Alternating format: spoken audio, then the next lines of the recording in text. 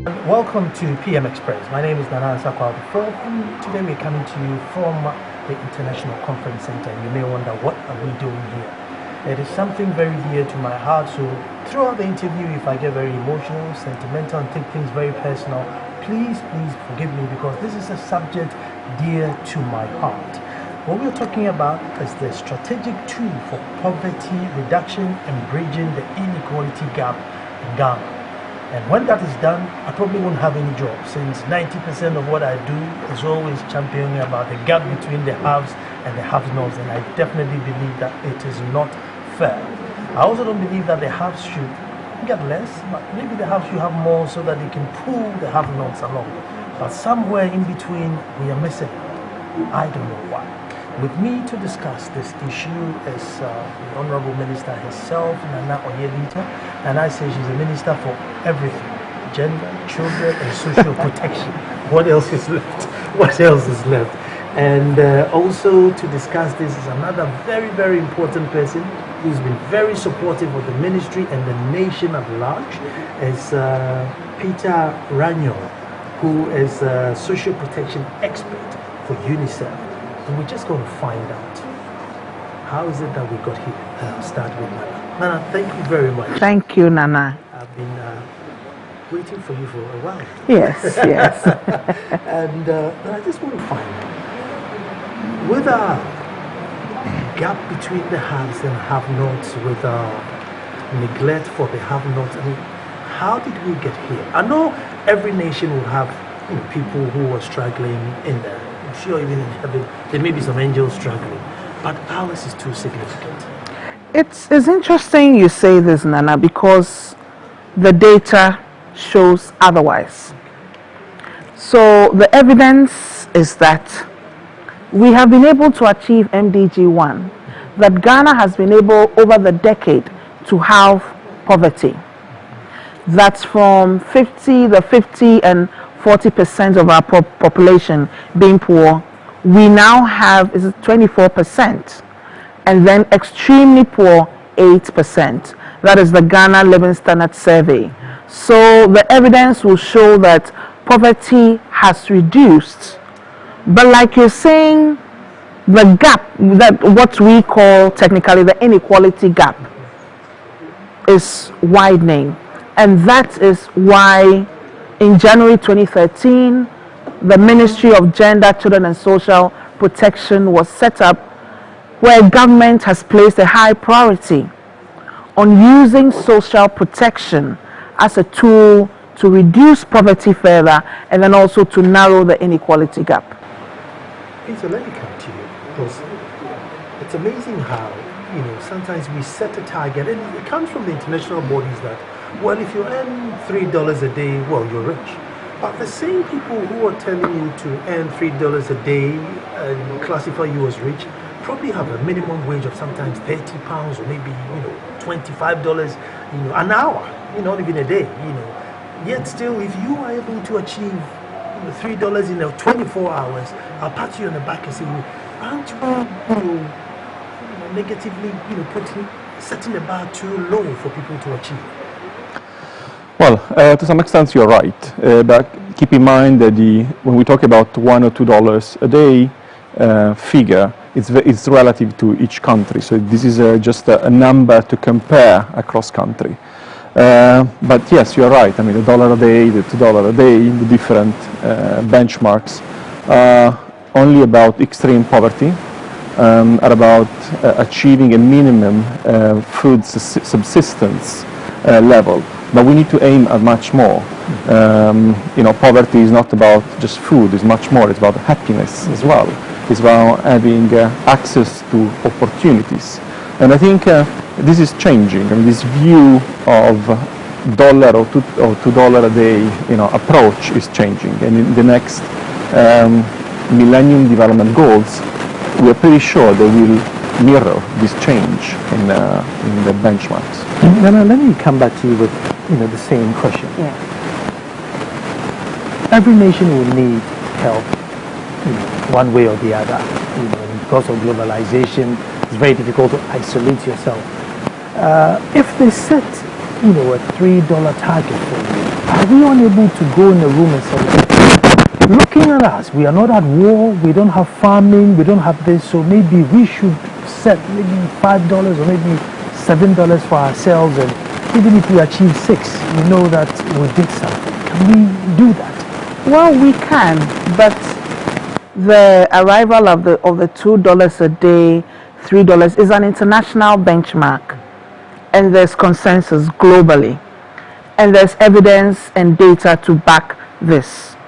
So a lot of research, a lot of work has gone in, and because it's a global target that we have 200 plus countries all aiming to achieve that standard, so then there's an agreement on a certain figure, $2, under $2 a day.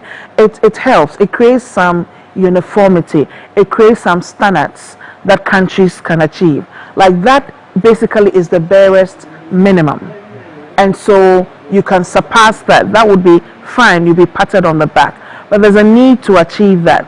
But even with that, we are struggling in terms of African governments and countries because we have a purse, we have resources, and we have to take out for A, for B, for C, for D. So even with that is an issue. And so I believe that there's a need to provide some standard. So I would support a benchmark or a standard of $2 or $3. If we go past it, that's fine for us. The difficulty is if you set that as a mark, you aim for it, then it becomes difficult to go past it. The very few people will go past it because the aim now is that let me earn $2. But if it's like $10, people will probably get 5 and still think, oh, I didn't make it. But at least they got $5 rather than 2. Now, $5 translates into 15 Ghana cedis or thereabouts. And so let's look at people's earning power, people's purchasing power. Let's look at the minimum wage. So a lot goes into it.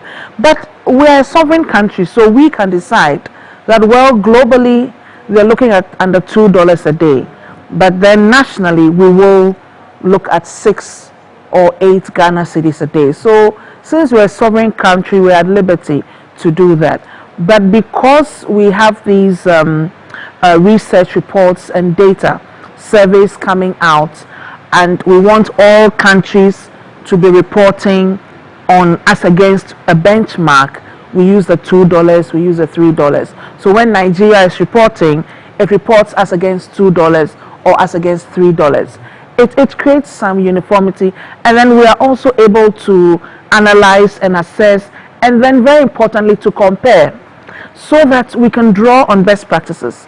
For instance, we have Her Excellency Marcia Lopez, who is here from Brazil, who was a former Minister for Social Development under President Lula da Silva. Because we have a standard of under $2 a day as a poverty benchmark and all of that, we can compare progress we have made with Brazil. We can look up to Brazil and say that Brazil has been able to lift millions of its citizens out of poverty, that they have 30 million to 30 to 40 or 38 million persons on their Bolsa Familia and all that. We have maybe about 77,006 households and about maybe 200 or 232,000. So how did Brazil do it? Because that benchmark of $2 is there, which is applicable to Brazil, applicable to Nigeria, and applicable to us. We can make a comparison and then learn from Brazil how they were able to do it. And even in achieving that, we are able to measure. So that is how the $2 measure helps us. Please let me come to you.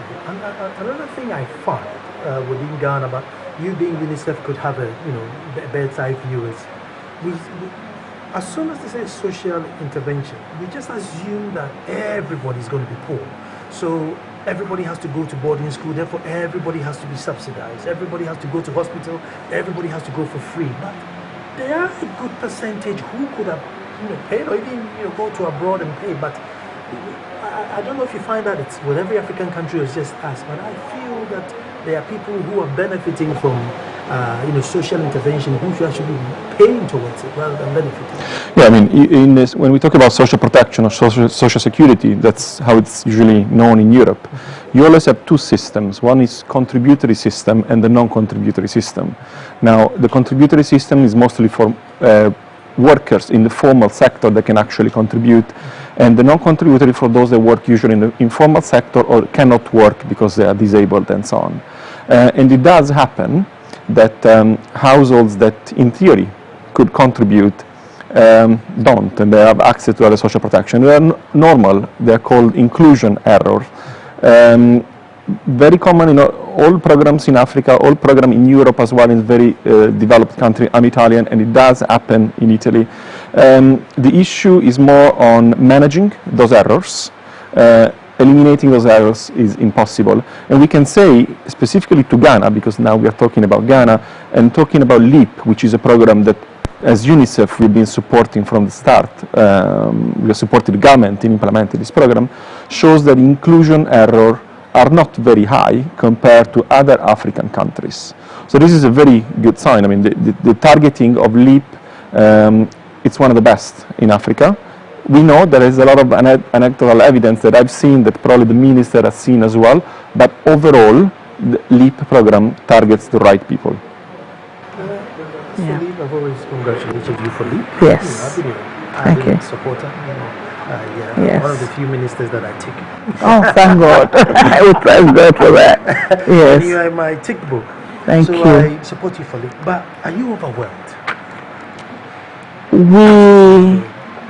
We are overwhelmed as to the numbers that we have to cater for. That's what So, for instance, studies have been done, Peter supported, that we are only catering for 1 person out of 10 that we ought to be catering for. 1 out of 10. So we have 9 extremely poor persons that, or is it households, Peter? Is it households or persons? 1 out of 10. People. 1 out of 10. So 9 persons that should be on LEAP that are not on LEAP. So that is an area of concern for us as a government. But we also want to ensure sustainability, because it's all about resources.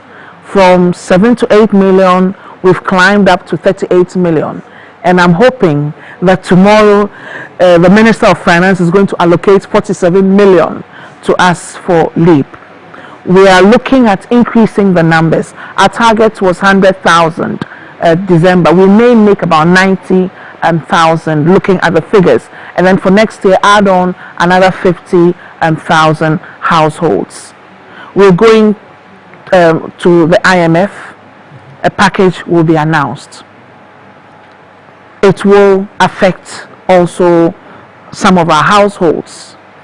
And so also, even with the IMF, we're also negotiating that social protection, and government and cabinet has accepted and approved that social protection will be a central pillar of the IMF package. So yes, overwhelming in the sense that ideally we should cater for all the extremely poor persons, but for one reason or the other we are not able to do that. But we are progressively, at least we've set our targets, and we are progressively working towards that target. So with this, IMF will come with sanctions, and are we assured that social protection is not going to be one of the sanctions? Look, snip this bit because it's costing you. No, it's going to be a central pillar. So that will be safe. Okay, then my next question is, there are certain age group which maybe we won't be able to get out, but I read a story about this woman in the north who has 2 children and has to just boil water and put pepper and salt in it because otherwise they're going to go to bed hungry, and just to give them a sense of food has to put just pepper and salt in there, and she's got like 3 kids.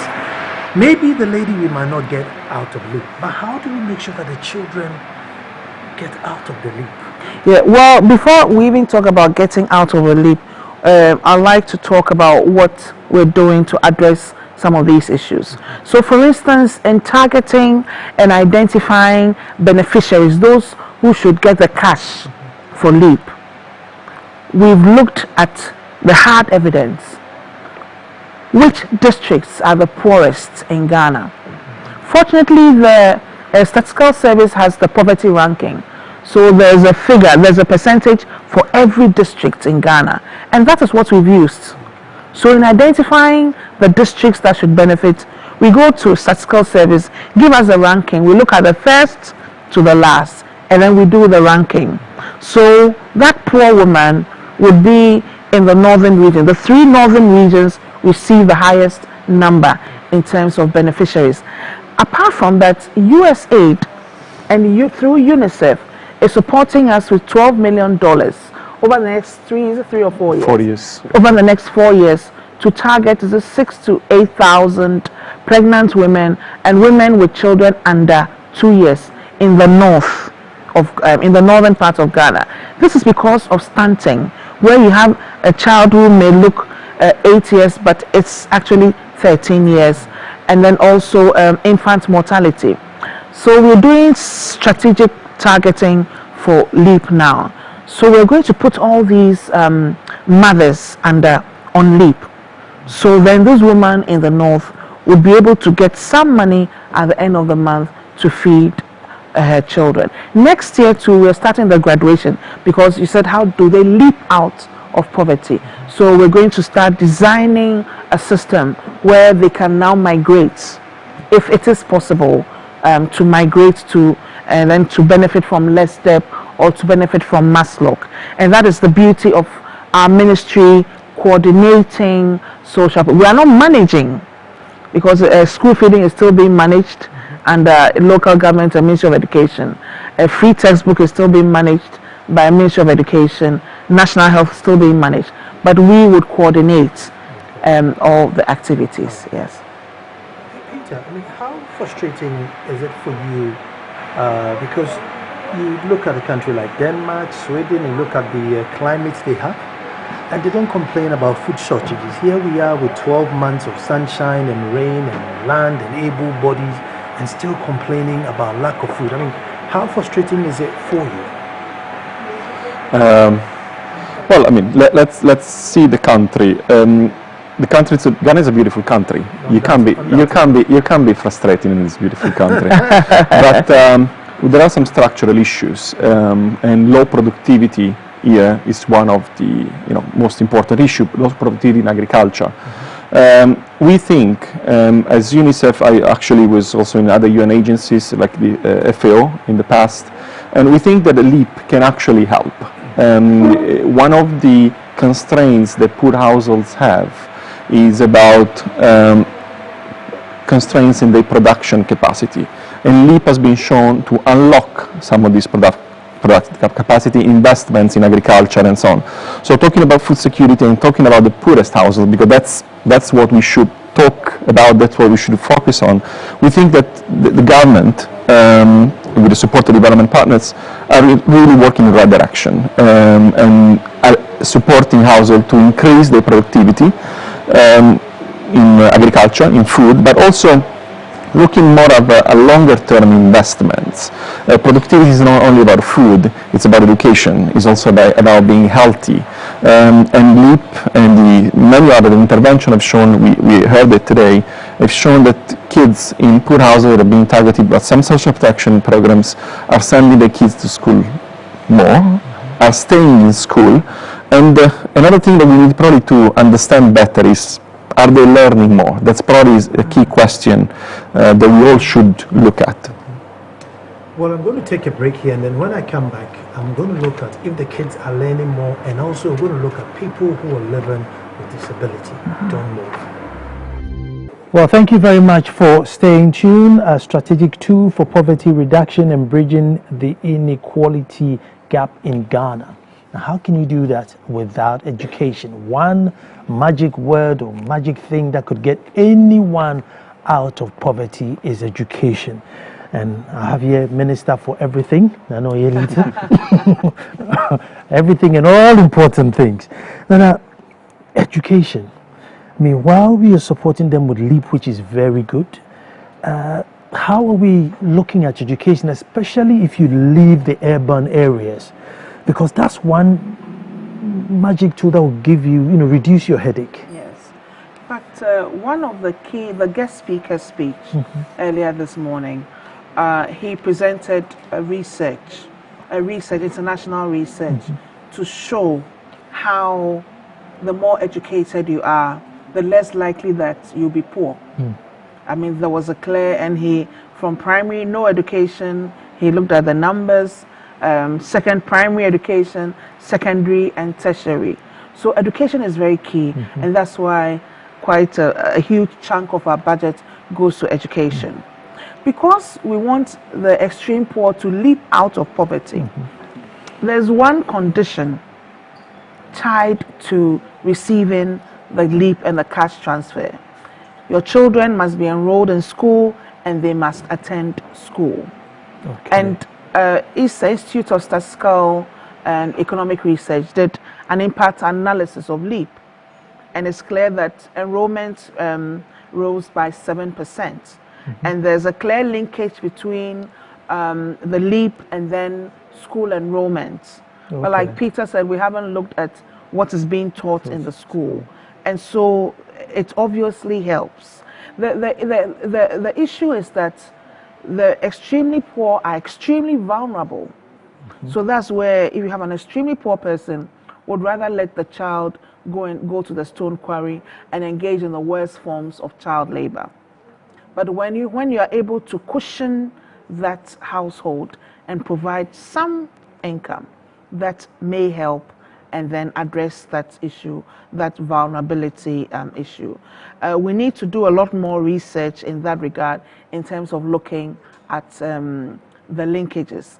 And that is why it is important for us, moving on to the next stage of social protection in Ghana, to look at linking the programs. Because, for instance, the school feeding program, how do we link up with LEAP? How do we ensure that school feeding goes on in the very, very poor communities and in the very poor districts? It is only when we link up, and we call it graduation in social protection, that it would help. How do we make sure that we have data that will track a woman on LEAP so that she can also migrate to Maslow and get some loans to do some work? So clearly, because once she's able to do that, and once we're able to make sure that the education bit is addressed, the person may find employment, and then it will also address extreme poverty. So yes, you've got it that education and poverty closely linked, and we need to make sure that we focus on that, and we make sure that those who are extremely poor are able to go to school, because it will help in getting them out of poverty. So Peter, then my question to you then is, even though we are grateful that you're supporting LEAP and everything, do you have any programs to make sure support education outside of urban areas, so that in the next 10 years' time, the amount of people on LEAP will automatically reduce and probably even diminish if we can push education? Oh yeah, well, UNICEF education is the key. We at UNICEF believe that education is the key to development, is the key to reducing poverty, and obviously we have major programs here in Ghana as well. We have a section that only deals with education, that works closely with the education system in supporting government in a very specific way, which is in terms of teaching, teacher trainings and so on, but also in terms of monitoring. One of the key issues in Ghanaian education, it's about teacher absenteeism, and there is no way you can actually have facts about this. And now the education section with the government, they are starting, they're piloting a new way. It's called the school report cards. It's an electronic way to monitor if teachers are actually in school, which is one of the key issues. If kids want to go to school and are able to go to school because of the LEAP program as well, if there is no teacher, all the efforts and investments are basically it's a waste of resources. But yes, I mean, education, it's a priority for UNICEF Ghana. Now, before I move to disability, you see, we have like a universal education where the child in Cantonment, the child in Edumasan, the child in Akwamufie are all studying the same thing, even though their needs and the environment may be different. I don't know, have we gotten to the stage where we should mix match a bit so that, the child in Edumasan's education will be more tailored to his or her environment, and so that it become more beneficial, so that it doesn't necessarily have to leave Edumasan to come and find work in Accra. His education or her education would be needed locally, and then the drift may slow down. Yes, that's where social protection comes in. And so under education, we have the capitation grant as a social protection intervention, school feeding, free textbook, free uniform. We have to work on more effective targeting so that that child, that girl in Akwamufie would be able to write the same exams as the boy in Cantonment, because her environment and her community has been taken into consideration.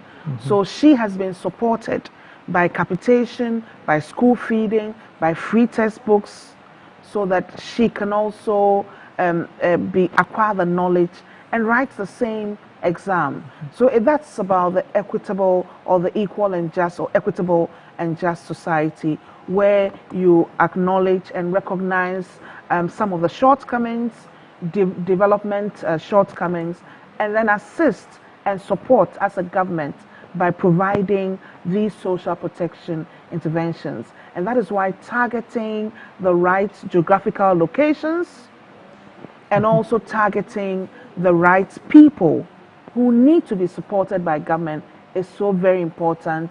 And that's why a major priority of this government is to set up the household registry, very much along the lines of the Benezia Buto program, or even the Cadastronico of Brazil. This is the registry. These are the people in Ghana who need to be supported because they're extremely poor. And so any social protection program you have, you need to collect or get your data. And then you also need to give this household registry the list of beneficiaries that have benefited. Because now you could go to a district and have one person benefiting from the disability fund, benefiting from LEAP, benefiting from this and Maslock, LESDEP. You move to the next district or community, there's a person with disability who is not benefiting from anything at all. So this database of extremely poor people will help to streamline all this, because it will be picked up automatically that this person is benefiting from A, B, and it's all electronic. Okay. Yes. Now this is a difficult one for you, Nana. Yes. Apart from the state not giving you enough money because you're running all ministries as one, I'm looking at disabled people. Our attitude toward disabled people is even less than what the state is giving you. So how do you deal with, number one, we as a people are not very empathic towards disabled people. The state hasn't got enough money to give it to you, and then you are there to look after them. So how do you do this? It's work in progress. It's work in progress. I look at it as building blocks. So we said we take one thing at a time. So what we're presently focusing on under the Secretariat of the National Council on Persons with Disability is that in 2 years' time, it'll be 10 years since the Disability Act was passed. And a moratorium was placed in the Act by Parliament that, okay, we're giving all owners of public buildings 10 years. After 10 years, your building, your structure has to be disability friendly. So we said, okay, there's a whole range of issues we need to address for persons with disability. Let's start with that. So we've been able to get some funding, and we'll be starting next year to ensure that public places are disability compliant. Parliament, the Social Welfare Committee have already started. They went on a visit to the N1 to look at it, and they've also called the Millennium Challenge Account People Authority and said, how come that you constructed this major road and it is not disability friendly? So they've gone to other places, public places. And apart from that, we're also drafting the legislative instrument for persons with disability. We also acknowledge that we have challenges with resources for this work, but we're still forging on. And you see, this law was passed. We're given a 10-year grace period. We have 1 year and 2 months to go. I know for a fact that in Upper East, there's only 5% that are now compliant, so they have 95% to go. Within Accra, I don't know how many, but lots and lots of very significant places, both private even our ministry, even our own multimedia, are at fault of this. Are you disability? You have disability friendly? We do. So you passed them. The two of us have failed. The two of us have failed. And very recently. So I'm just, if this is our attitude towards it, it becomes then institutional, individual, and here we are probably about 10% of the population living with one disability or not, either mental, So, I mean, how do we go forward? It is a problem. I believe that once we have a plan, we take the steps. I acknowledge that it's work, it's a challenge, and it's work in progress that we need to encourage, strongly recommend that more resources be made available for programs that support persons with disability. I'll be the first person to say that. Next year we'll see better planning and better allocation of resources.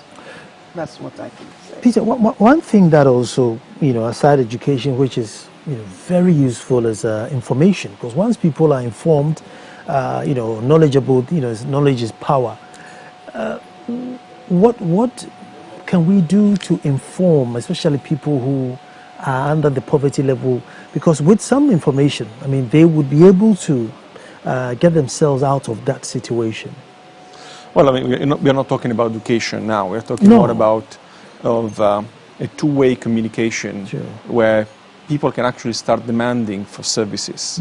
It's sort of a social accountability, that's how we call it. And there are also some, if I may, some good initiatives. Something's going to be actually launched next week. It's called the District League Table, which is a ranking of all districts of Ghana. And the idea is sharing with the wider public of the level in different indicators, actually in 6 indicators of their own districts, for them to start demanding for more in terms of health, in terms of education, in terms of security. So there are some initiatives. In some cases are from the private sector, from NGOs. But I think, if I may also talk about the LEAP, there is an initiative on the case management, which is a way through which households can talk back to the government and report for things that are not working and demanding why things are not working and demanding for things to happen. So you can see there are things happening. It should be something much bigger. The sense of social accountability should be there throughout every intervention, every government program, but I see there are signals that this is starting happening. Just to say that I believe that civil society needs to scale up. Like we have vibrant civil society, governance, accountability, gender-based violence, reproductive health, and we need to hear and see more in terms of civil society holding government accountable for implementing social protection programs and also assessment of government's performance in terms of social protection. And we have a social protection sector working group made up of civil society, government, and the development partners. So this really helps and provides a platform for sharing ideas and also for keeping each other in check. Nana, my time is up, but I need to give you 1 minute. I went to Fadama, which is Sodom and Gomorrah. Yes. Now the people there really love you, but they don't seem to see much of you. Yes. I mean, what are we going to do for Fadama? Okay. Briefly, 1 minute. Yes. What are we going to do for Fadama? The first immediate intervention is setting up services. I was thinking of a name yesterday, a services center manned by social welfare officers and others to act as a referral point to provide immediate support and need. Another, and I was talking to Marcia, and she said, we have a database of street people. Street people can go to Parliament. They have a voice in Parliament. They have, we also support them with the Bolsa Familia. And this is something that we haven't really looked at.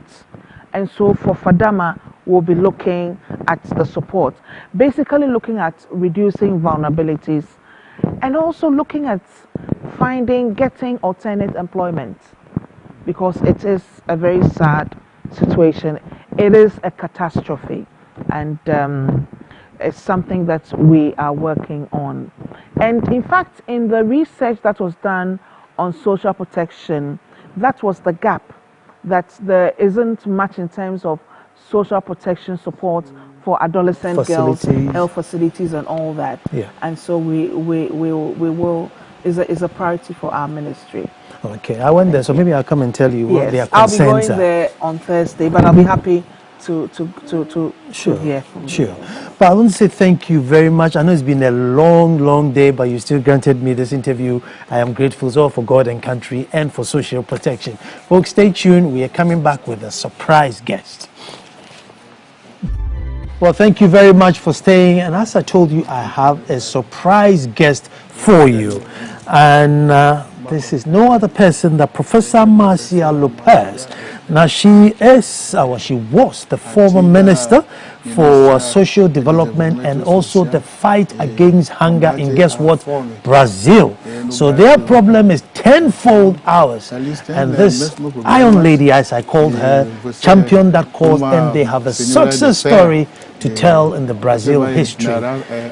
Welcome, Professor. Muito obrigada. Thank you very much.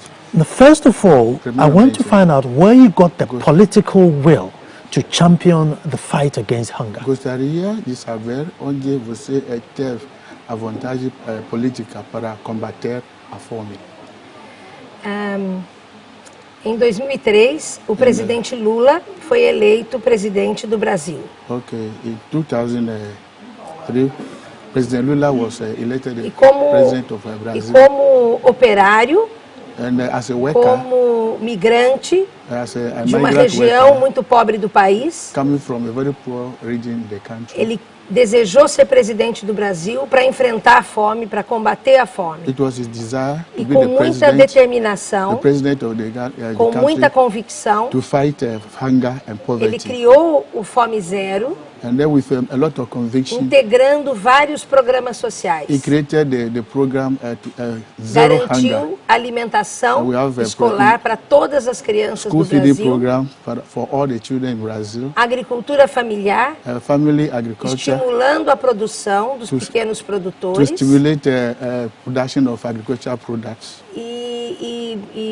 implantando o grande programa de transferência de renda, o Bolsa Família, and then he also introduced the transfer of resources funds que to help garantiu, Bolsa Familia. que garantiu renda This one para as ensured famílias, the kind of revenue for families. This program ensured revenue for families. a matrícula e a permanência das crianças na escola, And then the enrollment of children and retention of children in school, also part of this program. e o cuidado com a saúde das crianças e suas famílias. Including the health services, healthcare for children and their families. E hoje são 14 milhões de famílias que estão no Bolsa Família. Today, about 40,000 families and children are benefiting from this E program. que não passam mais fome, They no longer suffer hunger.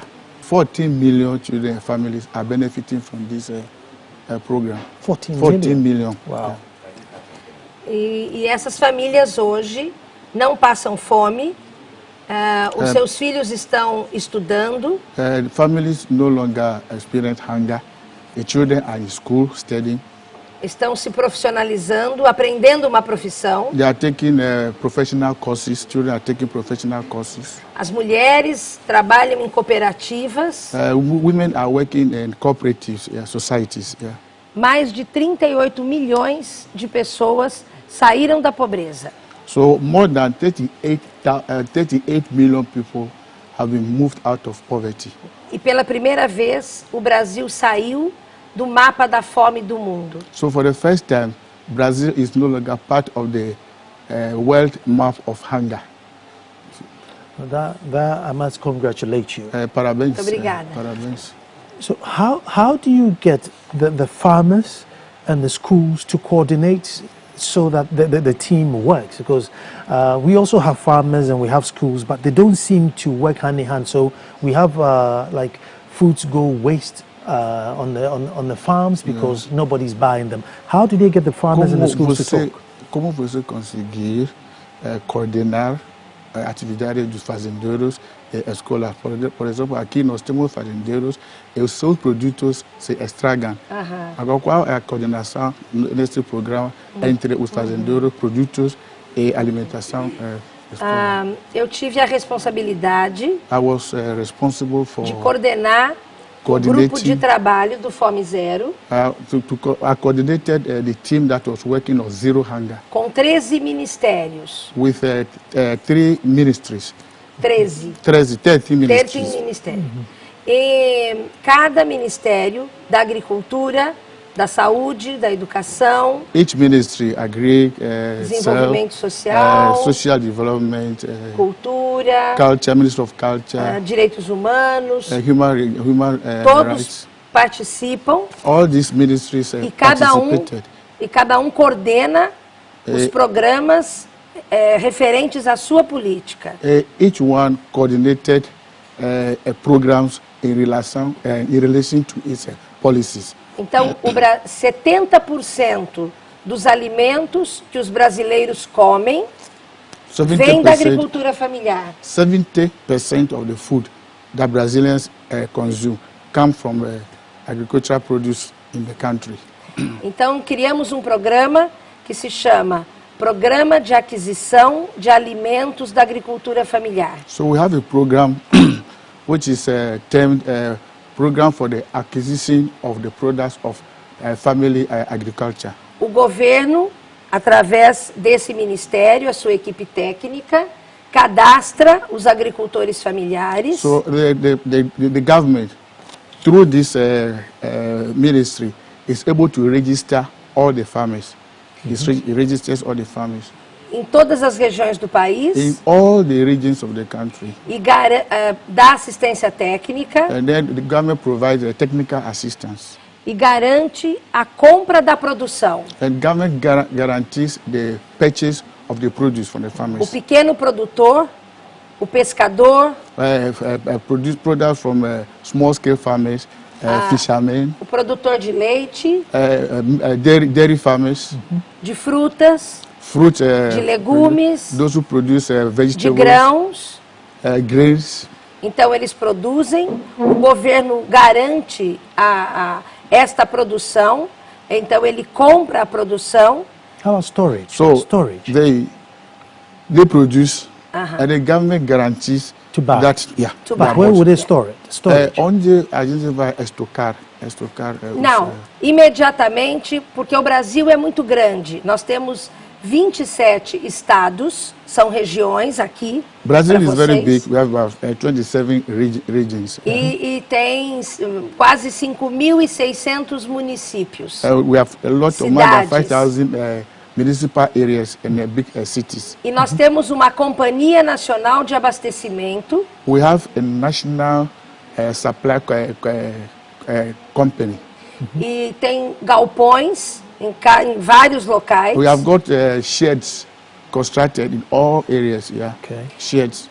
E temos governadores e prefeitos. We have governors for the state and then mayors for the cities. Que participam desse programa. They are also obliged to participate in this program. À medida em que compra os produtos, so when they buy the products, esses produtos são distribuídos nas escolas. These products are distributed to the schools. Para alimentação escolar. For the program, school feeding program.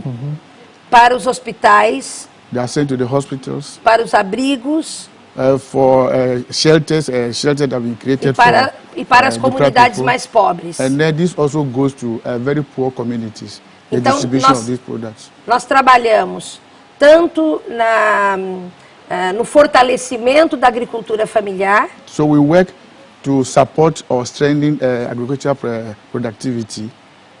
incentivamos a permanência dos agricultores na terra, And we want to incentivate and motivate the workers to continue tilling the land. e também garantimos a segurança alimentar das crianças, And this also goes to ensure food security das for suas children famílias e and da comunidade. their families and the various communities. So then my next question is, I mean, Okay, you a have segunda pergunta. 45 million school children, you have now the hospitals, the shelters, the poor communities. How does Brazil fund it? Como se financia este programa? Com diferentes componentes. Recurso do orçamento do governo federal. So the source of the principal major source of finance comes from the government budget. O Brasil tem uma política tributária, fiscal, uma política de arrecadação de impostos. Brazil has policies about collection of income, what do we call it, revenue, and then taxes. Yeah, we have different laws. Okay. E o presidente Lula tomou uma decisão política. So the former president Lula took a political decision De dar prioridade to give priority para as famílias pobres to give priority to poor and needy families. e de desenvolver cada região do Brasil. So for this reason, to develop all the regions in Brazil. Antes do presidente Lula assumir o governo, Before Lula assumed the governance of the country, esse Ministério de Desenvolvimento Social the Ministry of Social Development, tinha um orçamento de 5 bilhões de dólares. 5 billion, had an annual budget of $5 billion. That is before the President Lula came. Okay. Yeah. This is a ministry. Hoje, Today, o Ministério tem 34 bilhões de dólares. this ministry has $34 billion.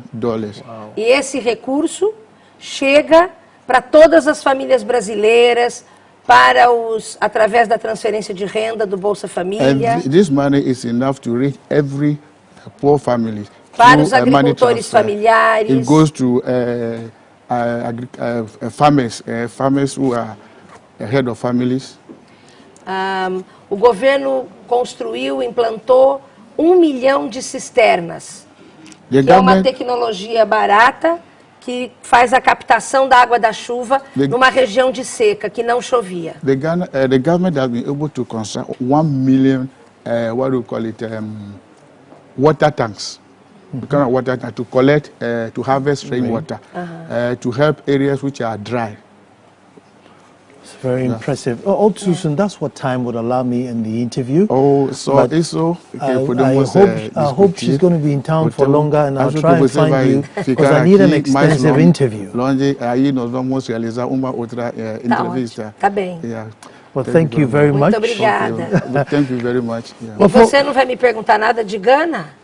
So you didn't ask me anything about Ghana. Yes, I was going to find out. That's what I need an extended interview to find out how do we implement all these beautiful ideas here. Yeah. But my producer is all signaling me and okay. cutting my neck Okay. behind the But I'll find you and come back, because it's all too impressive, and I think we need to find out how they did it, so we also muito impressionante. do it too. Well, folks, as I said, tomorrow we'll be back to do it all over again, and thank you very much for watching.